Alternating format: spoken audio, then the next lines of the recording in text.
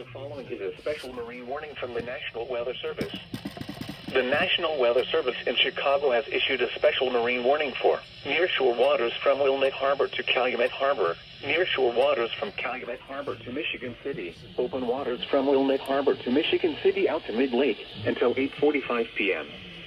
At 5:37 p.m., a severe thunderstorm was located 10 nautical miles west of Midway Airport, or 17 nautical miles west of 31st Street Harbor, moving east at 35 knots. The storm has a history of producing severe hail.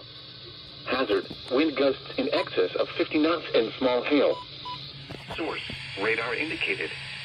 Impact: boats could suffer significant structural damage in high winds.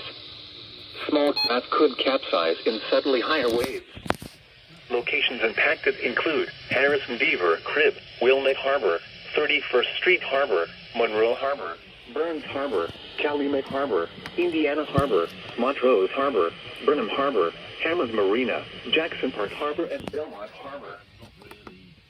The same under those two predecessors since 2010. Shipboarding Wisconsin to Penn.